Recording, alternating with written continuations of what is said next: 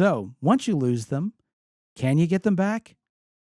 Or is Mandy Petrie just a mean old bitch? Well, we're going to talk about that and more on today's episode of the Geek Watch podcast.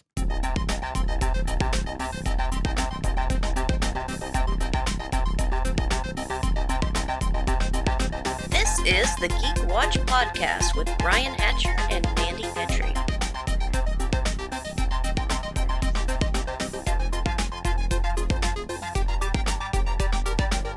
Greetings, Geek Watchers, and welcome to episode 263 of the Geek Watch podcast. I'm Brian Hatcher, and with me, as always, Geek Watch's very own resident geek goddess, Mandy Petrie. Hello, Brian.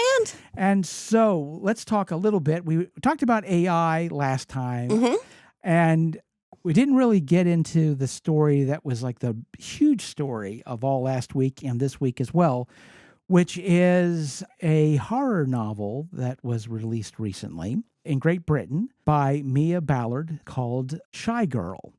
And this was an independently released, self-published book that was picked up by a major publisher, Hachette.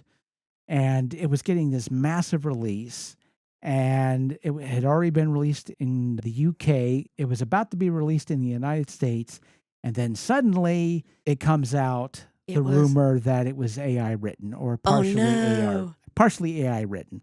And the problem with that, there's a question about whether or not that's the case. There have been some issues with Ballard in the past where they said she used AI-generated art for covers or had stolen art for some covers, some of her self-published works. Again, a lot of this is speculation.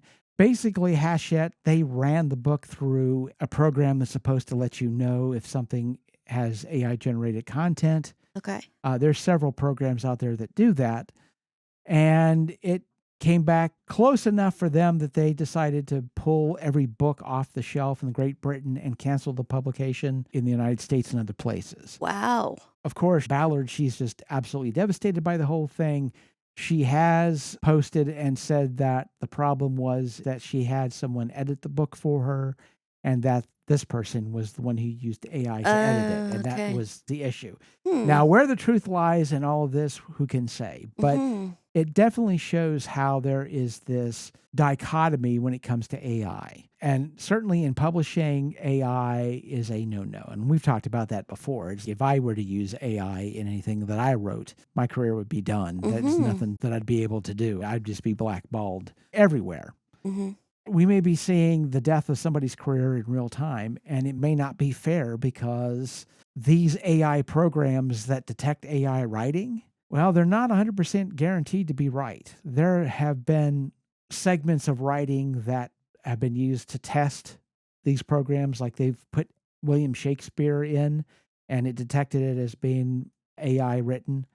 Right, because it's something copyrighted. It is true that some of the older classics, it might go, wait a minute, I recognize that. Yes. There's no way that they wrote that. So that's a possibility. Now, there have been some people that have put their own stuff in. There have been other people that have wanted to test it, but said, no, I'm not putting my work. I'm not risking it, I'm not going to put my work into this and have it use that segment to train them. But yeah, there have been people who have put in stuff that they've written, and it was like 78% possibility it was AI written. ChatGPT for a while, in one of the older versions of it, if you put in a piece of work and asked it, did you write this? Regardless, it would say, yeah, I wrote it. It took credit for everything. Oh, my goodness. Apparently, they fixed that, so it's not quite as bad. But again, we fall into that issue with AI. People think a certain way about it, and we've talked about that in the last episode, but it's becoming more and more difficult to tell if something is AI. And there's a possibility that maybe someone has lost a career over it, and maybe they deserve it, maybe they don't, but this isn't going to be the last we hear of it. It's certainly hurting the rest of us because as slow as it is to get traditionally published, it has become a lot slower now. The big publishers right now are real leery about the possibility of an AI piece of work Slipping through the cracks. Slipping through the cracks, exactly. It happened to Hachette, and they're a major publisher. They're one of the biggest. Before that happened, publishing companies were really slow. They've traditionally been slow. It usually takes you a couple of years before you can get a book published after you sell it.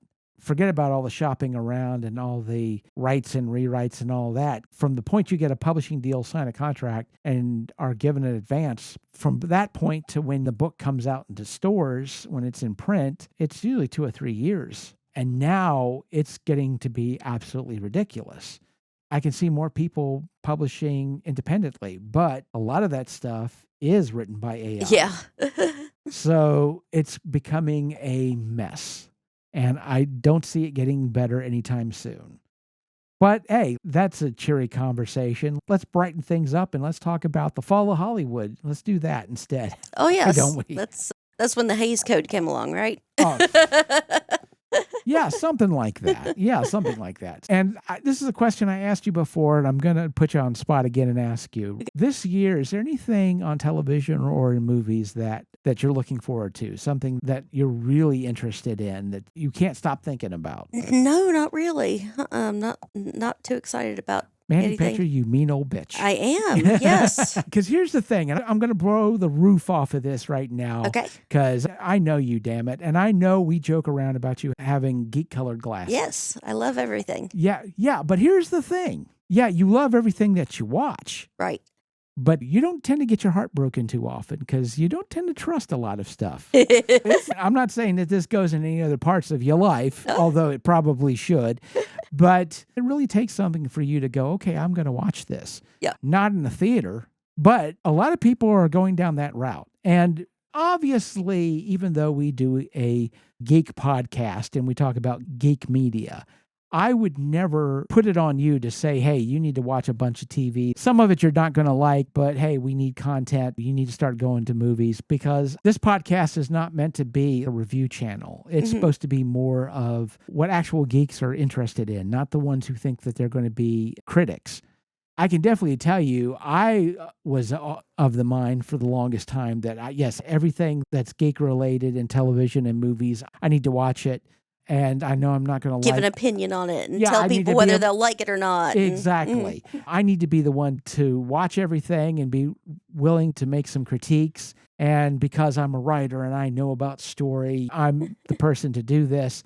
I know what's good and what's bad in media. Prepare to bow down and worship my opinion on everything, because by God, I'm right about everything. And, I'm getting a little bit older and a little less stupid. And I know for a fact, if Hollywood were to make only the types of movies and television that I like, they would be shuttering within 5 years, if even that long. And not because I have bad taste, but I'm one person. And there are millions of people who don't have tastes like mine. And not that my taste is so elevated and everybody else are plebeians who are just interested in popcorn movies, but there are different tastes and there are different types of movies that will appeal to different people. If you just go from one person's opinion, then you're limiting yourself. If Hollywood theaters are going to have movies to put on their screens, if television is going to have TV shows, if Hollywood is going to keep doing what they do, they have to make movies I don't like. Right. So that they can keep going. And very often the last thing that an internet critic will say that a particular movie or TV show, well, I didn't like it, but I can see where it's good and where it should have been made. It's not my cup of tea. Yeah. You never hear that, really. I understand, like the Oscar bait stuff, like the biopics and everything. They're good movies and everything. I might watch them once, but I can watch Spaceballs 10 million times. Oh, yeah. And I guess I am looking forward to Spaceballs too. I am looking forward to that. There you go. There's something.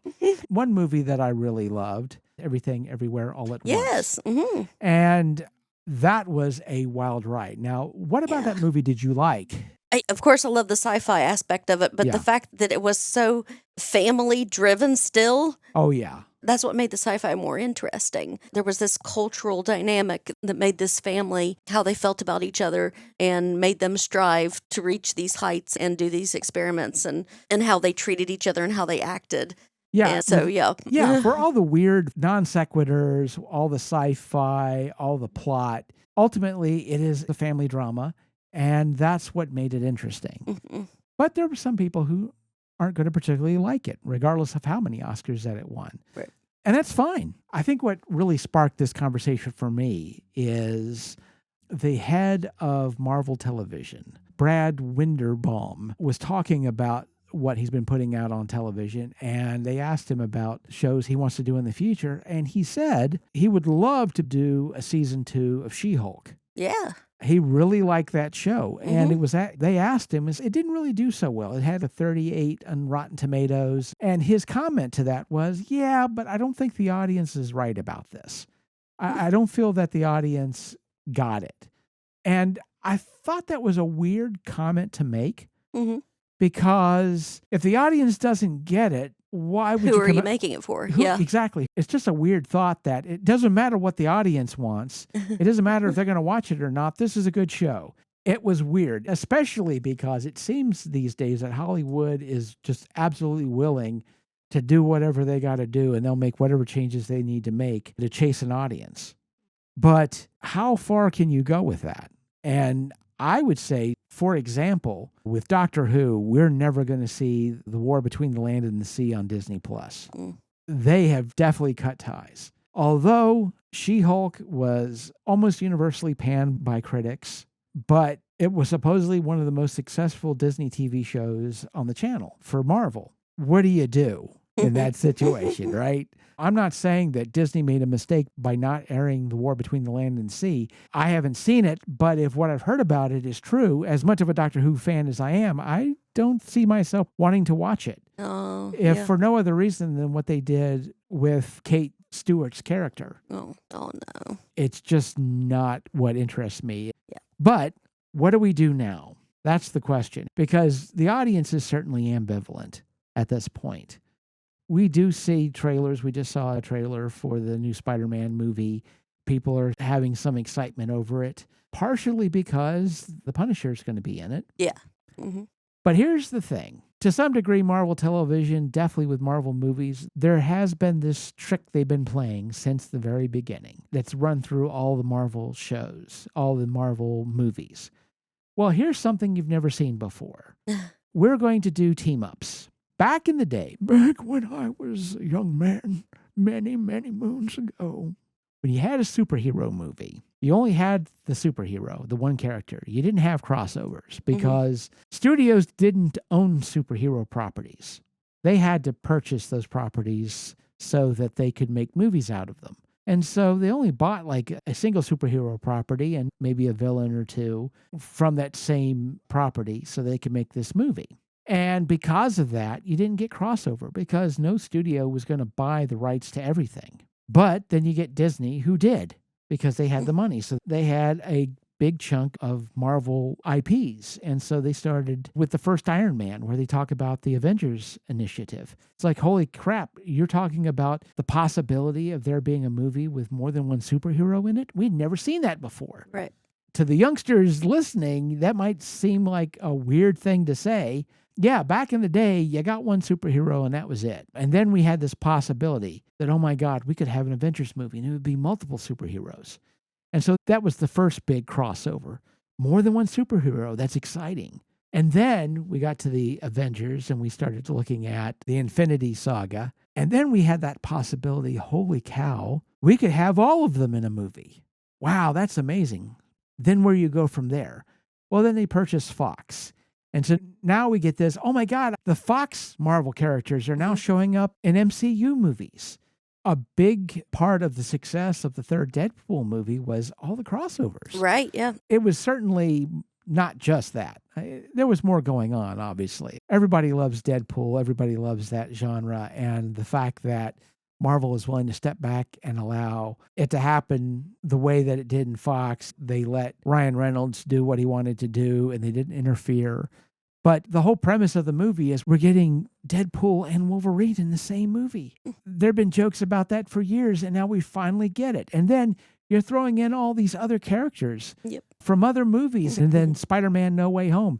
You get all three Spider-Men, and you get that moment where you have one of the Spider-Men who from the second movie catch a character, which made people just absolutely cry. Right. Because it was the culmination of something that had started out in another movie franchise that we thought we were never going to get any type It's of closure. Yeah, Andrew Garfield's version, Gwen dies. That's straight out of the comic. But Andrew Garfield's version of Spider-Man gets to catch MJ. And at that moment, you're like, wow. And then, he starts to cry a little bit. And you're like, oh my God, yeah, oh my God. If you'd forgotten about it, you certainly remembered it by then. Yep. You get that crossover, and you're getting villain crossovers from the different Spider-Man universe. And you get Tobey Maguire from the first one, and you get the villains, and you get Doctor Strange from the MCU. And so you have all of that. Now we have the new Avengers movie that's coming out, where once again, not only have we got a bunch of superheroes, but we're even going to bring back superheroes that you thought were gone. We're also going to bring back the Fox superheroes, and we're going to put them in, and we're going to take our most famous superhero actor, and we're going to make a villain out of him and make him Doctor Doom. So it's the same note they've been playing forever, but they can't play it forever. Where do you go from here? There's only really one place you can go at this point. And that is, now we're going to bring in DC characters, doing a DC Marvel crossover. That's the only place. That's the only place you can go from here. There's nothing else you can do. And yeah, that would be really exciting. But after that, there really isn't anything more you can do. So how do you get the magic back? That's the question. And the answer is you're not going to be able to get the magic back like it was. It has to change in a way that it's still sustainable, but also you have to be willing to allow it to change. And so in Marvel's case, definitely that note that they've played that has for decades now been bringing people to the theaters, it's not going to work forever.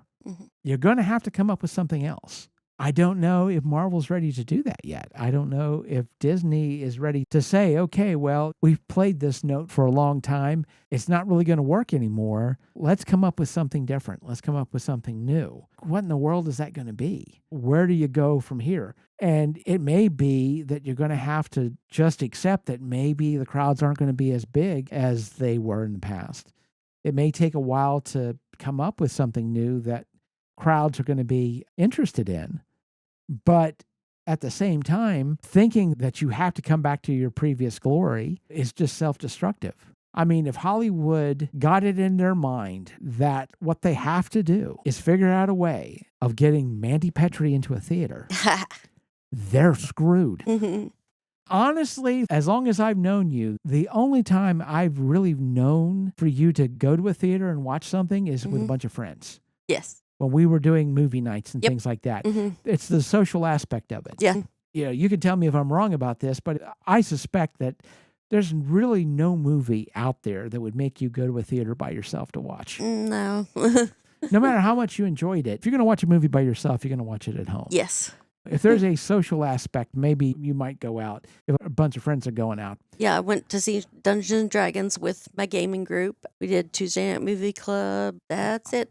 Yeah, and that may be part of what Marvel and other studios are going to have to be able to figure out is how do you make going to the movies fun again? It's certainly not going to be the same way as in the past. We have gone past this idea of the crazy team-ups and the, oh my God, I can't believe this happened, because that doesn't last forever. We've gotten past the idea that stars make movies because they don't anymore. And so what's the secret sauce now? What worries me is that Hollywood may get the idea that what we need to do is just pump out mediocrity. Let's not do the big swings anymore. Cut back the budgets, put in a half effort, and it'll be like the fast food hamburger. Yeah, you could do better at home. But hey, if you want a fast food hamburger, you're just going to have to accept that the quality's not going to be there. And that may be what's going on with movies. They may decide, if we take a big swing and we take a chance, it's not going to be worth it. Let's just pump the machine with content. Let's be sneaky about AI and try to get some AI written scripts in there and just hopefully we don't get discovered, or we are able to wait long enough so that people are just not going to care anymore and we can just get away with it. And once that happens, movies and TV shows are dead. Great movies like Everything Everywhere All at Once just don't happen. Maybe you will still watch movies. Maybe we'll still watch the TV shows, but we're not going to be enthusiastic about it. They're slowly turning into background. They may just be like that thing that plays in the corner of the room while we're busy surfing on our phones or doing something else. Is that the kind of world that I want to live in? No. Is that the kind of world anyone would want to live in? I doubt it. Is that the kind of world that we're going to wind up with? Well, I guess we'll see. We shall see. And with that said, we come to the end of episode 263. Thank you for listening, and tune in next time for the latest in geek news and views with the Geek Watch podcast. For Mandy Petrie, this is Brian Hatcher, reminding all the Geek Watchers out there, we're all geeky about something. Be proud of yours. See you next time. Thank you for listening to the Geek Watch podcast. If you enjoyed this program, don't forget to like and subscribe on your preferred platform and share this podcast on your social media. For links to all the ways you can listen to the Geek Watch podcast, as well as leave comments and suggestions, visit our website at geekwatch.net. The Geek Watch podcast is a Hanging J production.